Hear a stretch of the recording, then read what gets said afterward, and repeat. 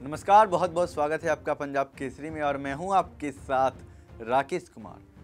शराब नीति घोटाला मामले में चल रही ईडी की कार्रवाई के तहत दिल्ली सीएम अरविंद केजरीवाल की गिरफ्तारी के बाद आप नेता अतीसी का नाम सामने आने के बाद राजनीतिक हलचल तेज हो गई है। अतीसी ने इसे लेकर बीजेपी पर आरोप लगाते हुए कार्रवाई को ऑपरेशन लोटस बताया है, जिस पर बीजेपी नेता साजिया इल्मी ने प्रतिक्रिया दी है। उन्होंने कहा कि वे चौंक इसलिए रही है, परेशान इसलिए हो रही है और बुरी हालत उनकी इसलिए हो रही है क्योंकि अब अरविंद केजरीवाल जी ने उन्हें कह दिया है इस बात को, तो अब अतीसी जी क्या ही कहेंगे। सुनिए उन्होंने इसे लेकर क्या कुछ कहा है। फिर क्या हुआ आतिशी जी, क्या हुआ उन सारे इल्जामों का?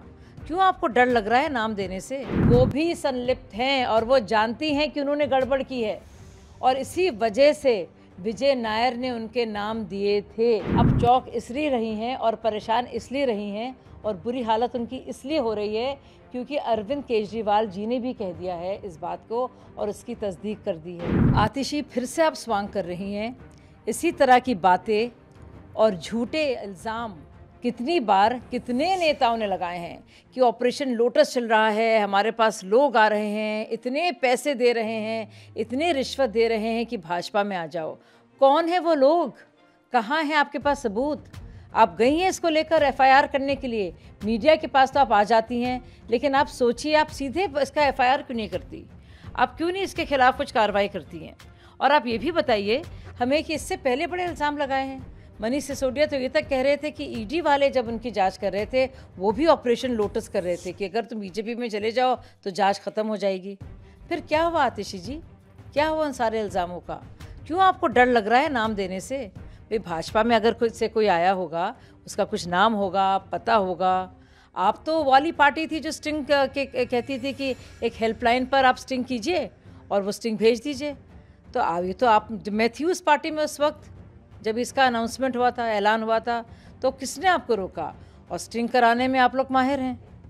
तो आप बताइए आप क्यों नहीं दे पा रही हैं कोई भी प्रमाण, कोई भी सबूत? वो ये भी कह रही हैं कि लोकसभा चुनाव से पहले हमारे 4 नेता, एक तो मैं हो गई आतिशी, सौरभ भारद्वाज, दुर्गेश पाठक और राघव चड्ढा, इन चारों को अरेस्ट कर लेंगे। अगर आतिशी जी कह रही हैं कि दुर्गेश पाठक, राघव चड्ढा और सौरभ भारद्वाज और खुद आतिशी जी को अरेस्ट किया जा रहा है, इसका साफ मतलब क्या है कि वो भी संलिप्त हैं और वो जानती हैं कि उन्होंने गड़बड़ की है और इसी वजह से विजय नायर ने उनके नाम दिए थे। और वो कब दिए थे? 1.5 साल पहले। इस बात की तस्दीक तो आम आदमी पार्टी भी कर रही है, यानी कि कोई नई बात तो नहीं है। तो अब चौंकने का क्या फ़ायदा है? अब चौक इसलिए रही हैं और परेशान इसलिए रही हैं और बुरी हालत उनकी इसलिए हो रही है क्योंकि अरविंद केजरीवाल जी ने भी कह दिया है इस बात को और उसकी तस्दीक कर दी है। तो अब आतिशी जी क्या कहेंगी? बल्कि मुझे तो मालूम था ये कहेंगी, पूरा सोशल मीडिया में सब लोग कह रहे हैं कि अब आतिशी जी का नेक्स्ट क्या होगा रिस्पॉन्स, इस पर क्या उनकी प्रतिक्रिया होगी? मुझे पैसे दिए जा रहे हैं, मुझे ख़रीदा जा रहा है, ऑपरेशन लोटस चल रहा है। ये बहुत घिसी पिटी कहानी हो गई है दरअसल।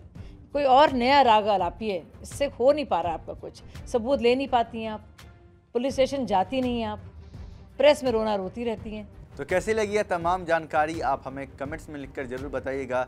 साथ ही हमारे चैनल को आप सब्सक्राइब कर लीजिए। फिलहाल के लिए मुझे दीजिए इजाज़त। देखते रहिए पंजाब केसरी। आपका बहुत बहुत धन्यवाद।